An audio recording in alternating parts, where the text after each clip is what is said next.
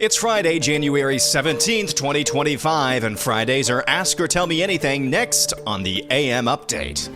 We'll begin with Uncontexted, who has a Grok-inspired meme. It's a guy holding a pillow with a certain type of fabric. Have you heard about the new corduroy pillows? They're really making headlines. Ha, ha, ha, ha, ha. So funny. It took me a minute, actually. It took me a minute. So thank you, Uncontexted. Let's see. Let's go to Country Squire with the interest in the Wesley Huff Joe Rogan interview. Also check out Lee Strobel, The Case for Christ, on the Sean Ryan podcast. It aired on 12/24/24. Great conversation between a new Christian and a former atheist turned apologist. One of the best podcasts of 2024. I had no idea. I follow Lee Strobel on social media, and I agree he's an excellent, probably one of the foremost, if not the foremost, Christian apologist in the West right now. I had no idea that he was on Sean Ryan's podcast. Because that thing is blowing up. That show is really blowing up, especially over the last 2 years, year and a half, 2 years or so. So yeah, that's a good heads up. Thank you, Country Squire. Gary Rasmussen Jr. has this more insight on the Trump garbage truck that we talked about earlier this week. I just can't get enough of this story. It was one of my most favorite political moments of the last 5 years. Just the being able to have your head on a swivel as a campaign. Capitalizing on just an own goal from your opponents, capitalizing on it in less than 24 hours. Well, here's this from UpperMichiganSource.com. In the northern wing of the Loadmaster Manufacturing Center, welders and metalworkers build the containers and lifts of their trucks. One of these trucks gained national attention in October when President-elect Donald Trump climbed into its passenger seat to draw attention to a remark from President Biden when he called Trump supporters garbage human beings. Loadmaster Vice President Andrew Brisson says Trump's team asked Loadmaster if it could provide a truck again. Brisson said, quote, "The Trump campaign team, or I believe it could be the inaugural team, asked us if we would be able to get a truck." Worked through that a little bit, and then they followed up asking us if we could get 2 more out there. So again, a little bit more insight on the Trump garbage truck, how that actually came to be back in October, and then yet again, this is going to be coming up on the inauguration on Monday. So that is really cool. Let's go to JK. How many speeches do you think Biden's aides had ChatGPT write for him? Man, that's a good question. I'm going to put the over-under at least like 4, 4.5, 5, something like that. But I don't think it's a non-zero number. I don't think so. I think towards the end, it was probably after he dropped out, they were just coasting. They were just kind of mailing it in. And why not? Why not? Allison Linville says, or asks, do you think we're ever going to have answers about the assassination attempts on President Trump? Allison, what assassination attempts? What are you talking about? Yes, no, we aren't. We aren't. At least not in the short term. Maybe that'll change when Trump takes over and takes charge. I hope so, but pretty much it's been like they never even happened from the media and the current regime. So there's that. Judd Noel asks, do you think it's possible that since Jesus was not the last human, that it follows that the Adam in Genesis was not necessarily the first human alive on planet Earth? Thus it is written, the first man, Adam, became a living being. The last Adam became a life-giving spirit. That's 1 Corinthians 15:45. And he attached a short 6-minute video from a pastor that I'm not sure that I have heard of before, Zach Davis. I don't know why this is necessary, Judd. Why? What would that change about anything for Adam to not be the first human being? And it's not even, I don't even think that it's possible. I mean, yes, Genesis is written as poetic history. That's poetic history, but it's history nonetheless. And it's written the way it is because this was an oral tradition before Genesis was actually, printed or written down on paper.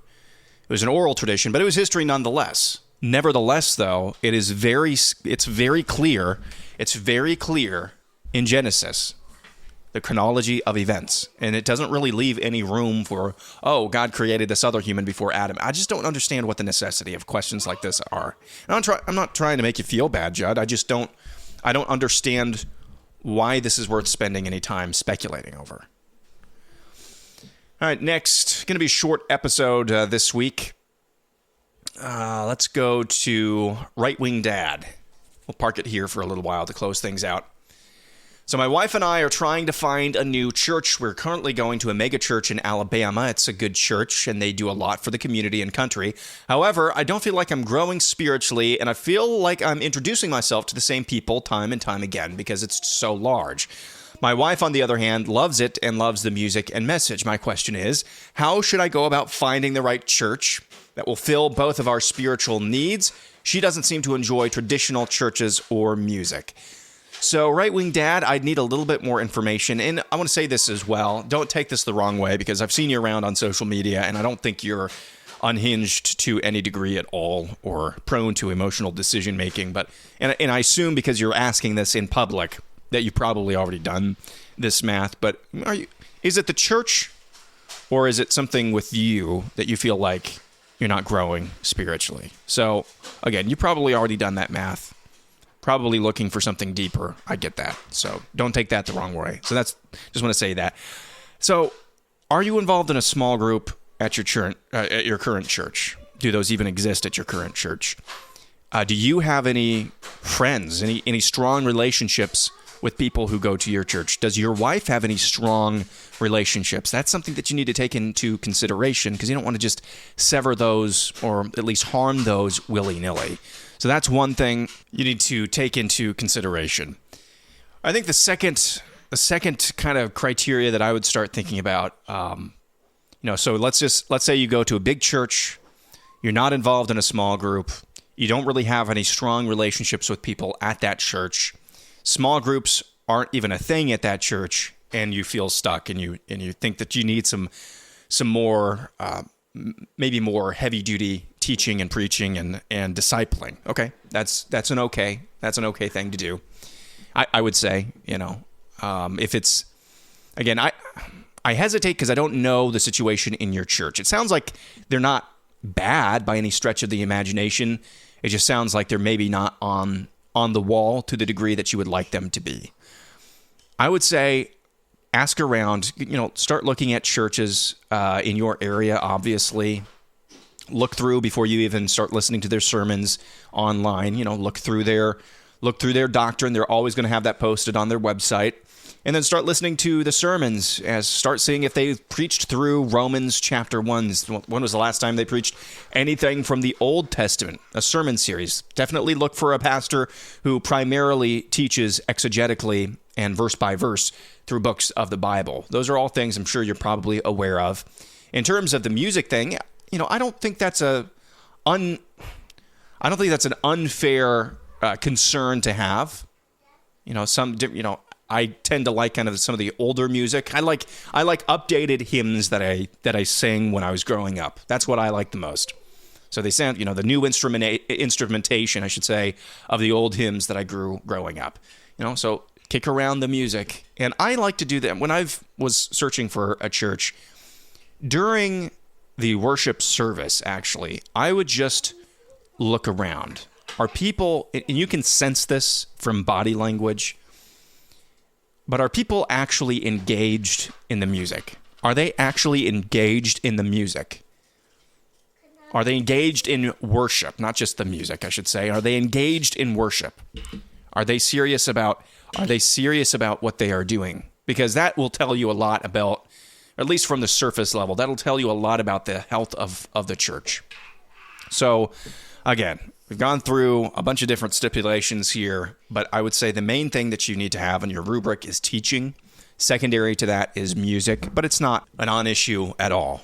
So, again, preaching. And then when you get to the church, don't hesitate to find an elder or a pastor. Maybe it's the lead pastor of the church who makes himself available. I would say if the lead pastor of the church doesn't make himself available to congregants and attendees, that's a red flag right there. But if he does, go and introduce yourself. Go and talk to him. Explain your situation. Say, hey, I don't feel like I'm growing. There's not enough of an emphasis on discipleship at my current church. What do you have to offer here? And what does that look like? Just talk to the pastors. Another thing that I would actually try to glean And you could ask this of a pastor too. Don't ask for specifics, but ask him, hey, when was the last time a Matthew 18 style of church discipline happened in this church? If the answer is never, either that's a dishonest church or one of the most healthy churches that you'll ever find. So those are just a few things to keep in mind.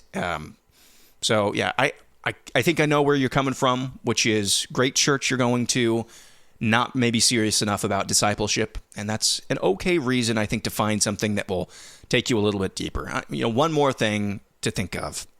If I'm mischaracterizing your current church in terms of, what they are or are not teaching, maybe they are faithful from the word, they just lack the discipleship apparatus. That's something that you could start yourself if you wanted to, or at least encourage elders or deacons to organize or help organize for them. So that's something that you need to keep in mind. But I would be really cautious if you have strong relationships with anybody at your current church to just leave, pick up and leave. I would really think through that to some degree, but I totally get where you're coming from.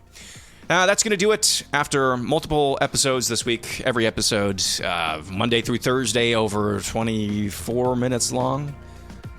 We're doing a shorter episode today. Hope you have a wonderful weekend. Bella and I are back tomorrow morning for No Suck Saturday. We'll talk to you then, only Apple Podcast subscribers. See you then.